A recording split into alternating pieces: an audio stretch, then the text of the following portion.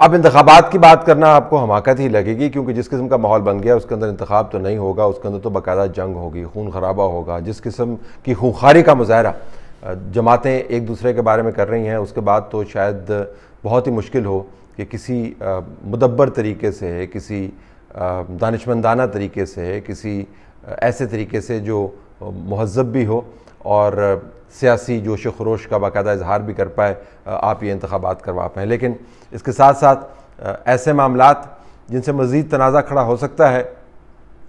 उनसे भी इज्तनाब बरतना ज़रूरी है। लेकिन हुकूमत एक तरफ तो बात कर रही है इंतखाबी इस्लाहात की, और दूसरी तरफ ऐसे कवानीन पेश कर रही है जिसके बाद इस मुल्क के अंदर जो सियासी खूंखारियत आपको नज़र आ रही है, उसके अंदर ऐसा इजाफ़ा होगा कि बाकायदा खूनरेज़ी हो सकती है, हर हलके के अंदर हंगामे हो सकते हैं। और तमाम का तमाम इंतखाब, चंद हलकों की हम बात नहीं कर रहे, चंद शहरों की बात नहीं कर रहे, हम पाकिस्तान के तमाम हलकों के अंदर तूल अर्ज़ में फैले हुए जितने वोटर्स हैं उनके वर्डिक्ट के नतायज के बारे में बात कर रहे हैं। वो मामला खटाई में पड़ जाएगा। इलेक्शन कमीशन ऑफ पाकिस्तान ने शायद इसी खदशे के पेश नज़र हुकूमत की तरफ से जो जल्दी से एक बिल पेश कर दिया गया है, जिसके अंदर ओवरसीज़ पाकिस्तानियों को हक़ राय दही भी दे दिया गया और इलेक्ट्रॉनिक वोटिंग मशीन्स को भी मुतारफ़ करवा दिया गया, उसके ऊपर अपने एतराज़ात जो हैं वो रजिस्टर करवाए हैं। और इस रिपोर्ट ने इन एतराज़ात को बखूबी बयान किया है। आपको याद होगा कि STH के अंदर हम आपके सामने दो बहुत ही अहम इंटरव्यूज़ जो है वो कर चुके हैं। एक इलेक्ट्रॉनिक वोटिंग मशीन्स के ऊपर है, जिसके अंदर एक्सपर्ट्स ने आपको बताया कि कैसे इलेक्ट्रॉनिक वोटिंग मशीन्स के ज़रिए बाकायदा ना सिर्फ हंगामा फैल सकता है बल्कि फ्रॉड हो सकता है। दूसरा, इंटरनेट वोटिंग के ऊपर हमने आपको बताया कि इंटरनेट वोटिंग कहना बड़ा आसान है और करना बहुत मुश्किल है, और अभी तक होने वाले जो तजर्बात हैं उनके जो नताइज हैं वो कितने मुतनाज़ा नताइज हैं। अब हुकूमत ने वो तमाम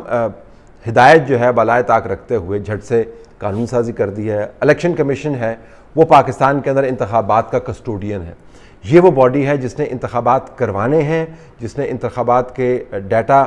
को इकट्ठा करना है, जिसने वोटर्स की रजिस्ट्रेशन से लेके रिज़ल्ट्स की प्रोसेसिंग और अपलोडिंग तक, और उसके बाद उससे मुतल्लिक़ होने वाले तनाज़ात को हल करने में इमदाद तक फ़राहम करनी है। तो इलेक्शन कमीशन जो है, आप समझ सकते हैं, वो इंतखाबात के ख़ानदान का सबसे बड़ा बुज़ुर्ग है, जिसके कहे बगैर पाकिस्तान के अंदर कोई इंतखाबी पत्ता भी नहीं हिल सकता। हुकूमत ने जिस किस्म की कानून साजी की है और जो प्रोसीजरल चेंजेस ला रहे हैं, उसने इलेक्शन कमीशन को साइड लाइन करने की कोशिश की है। और ये रिपोर्ट आपके सामने है, जिसके अंदर इलेक्शन कमीशन इसके ऊपर बड़े संजीदा अंदाज से लेकिन बड़े गहरे एतराज़ात सामने ला रहा है। एक तो वो आपको बड़े वाज़ेह अंदाज से बता रहा है कि जब तक आपने कानून साजी नहीं की, पार्लियामेंट के अंदर से कानून साजी नहीं की, बाज़ जगह पर आपको आइनी तरमीम की भी ज़रूरत पड़ सकती है, लेकिन अमूमी तौर पर पार्लियामेंट के ज़रिए जब तक आपने कानून साजी नहीं की, तब तक ये जो मामलात हैं इलेक्ट्रॉनिक वोटिंग के और इंटरनेट वोटिंग के, ये मामलात, इन मामलात के ऊपर पेशरफ्त नहीं हो सकती। तो एक वाज़ेह अंदाज से वो आपको बता रहे हैं। वो आपको ये भी बता रहे हैं कि इंटरनेट के ज़रिए और इलेक्ट्रॉनिक वोटिंग मशीन्स के ज़रिए कितने कितने बड़े घपले हो सकते हैं, और किसी किस्म का कोई धेले का काम नहीं हुआ। वो आपने कुछ नहीं बताया कि मशीनें कहाँ से आएंगी, कौन बनाएगा, प्रोक्योरमेंट कहाँ से होगी, जो बात की बातें हैं, लेकिन फिर भी जिक्र नहीं हुआ। फंडिंग किस तरीके से आएगी, सिक्योरिटी किस तरीके से प्रोवाइड की जाएगी, और बीसियों और चीज़ें हैं जो आपको करनी थी, आपने नहीं की। लिहाजा इलेक्शन कमीशन ने इसके ऊपर एतराज़ उठाया। दूसरा जो फंडामेंटल एतराज़ इलेक्शन कमीशन उठा रहा है और बहुत ही अहम है कि बहुत सारे ऐसे काम जो इलेक्शन कमीशन की आइनी और कानूनी जिम्मेदारियां हैं वो उठा के आपने नादरा के हवाले कर दी। अब नादरा का किस्सा बड़ा दिलचस्प है। अब नादरा के ऊपर एकदम फोकस आ गया है इस हुकूमत का, क्योंकि उनका ख्याल है कि नादरा के पास वो तमाम डाटा है जिसके साथ अगर हम इंतखाबात को जोड़ दें तो नादरा को जो हुक्म सादर किया जाएगा उसके मुताबिक इंतखाबात के नताइज हासिल किए जा सकते हैं। इलेक्शन कमीशन, एक आज़ाद इलेक्शन कमीशन के ज़रिए अपने मनपसंद के नताइज हासिल करना बहुत ही मुश्किल काम है। माजी के अंदर इलेक्शन कमीशन के ज़रिए ये काम करवाए गए हैं, मुस्तकबिल की भी कोई ज़मानत नहीं है, लेकिन बहुत मुश्किल होता है कि आप इतने बड़े इदारे को, जिसकी इतनी बड़ी भारी जिम्मेदारियां हैं, जो इतनी पब्लिक स्क्रूटनी के नीचे है और जिसके अंदर काम करने वालों का एक अपना सेंस ऑफ प्राइड है कि किसी इदारे के साथ वो मुंसलिक हैं, उसको आप ज़ोर ज़बरदस्ती से अपने मनपसंद के नताइज जो है वो हासिल कर लें। लेकिन नादरा के नीचे अगर आपने वोटर्स के रजिस्ट्रेशन ले जाते हैं, अगर आप इलेक्टोरल रोल्स जो हैं वो उनके ज़रिए बनवाते हैं, अगर वो तमाम डाटा जिसकी बुनियाद के ऊपर वोटिंग होनी है वो नादरा के ज़रिए ही आप इस्तेमाल करते हैं, तो नादरा तो फिर आपको पता है अगर उसके ऊपर ज़ोर डाला जाएगा तो एग्जेक्टिव डिसीजन के नीचे वो तामील करेगा। तो आइनी और कानूनी जो बैरियर्स हैं जिनको आप पार नहीं कर सकते जब तक वह कानून को तब्दील नहीं करें और आइनी शिकों को तब्दील नहीं करें, उनको फलांगते हुए हुकूमत ने ऐसी कानून साजी की है कि इलेक्शन कमीशन को मुकम्मल तौर पर मार्जिनलाइज कर दिया गया। अब ये हो क्यों रहा है? आप क्यों ऐसे काम कर रहे हैं जिसके ज़रिए इंतखाबात का मामला खटाई में पड़ जाए? आप क्यों ऐसी कानून साजी कर रहे हैं जिसके ऊपर वो इदारा जो पाकिस्तान में इंतखाबात का कस्टोडियन है इतने बड़े बड़े एतराज़ उठा रहा है? इसकी दो वजूहात हो सकती हैं। एक वजह तो ये कि कोशिश ये की जा रही है कि अगर ये मामलात हम इस तरीके से तय कर लें तो इलेक्शन के नताइज हम हासिल कर सकते हैं। दूसरा बड़ा मामला जिसकी तरफ लोगों की अमूमन तवज्जो नहीं है कि आप ये भी आर्गूमेंट कर सकते हैं कि हमने कानून साजी की,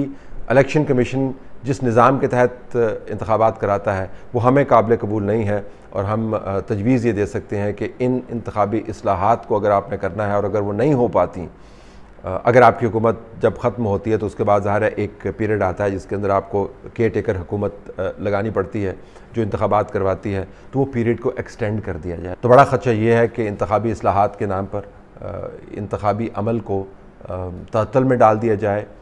इसके गिर्द इतना तनाज़ा खड़ा कर दिया जाए कि जब ये हो तो इसके ऊपर किसी को यकीन ना हो, जब ये होने वाला हो तो इसको डिले करने की बाकायदा एक वजह बनाई जाए। तो इस वजह से इलेक्शन कमीशन ने ये एतराज़ात रजिस्टर करवाए हैं। हुकूमत के पास बड़ा सादा सा मामला था जिसके ऊपर हुकूमत अमल दरामद करती,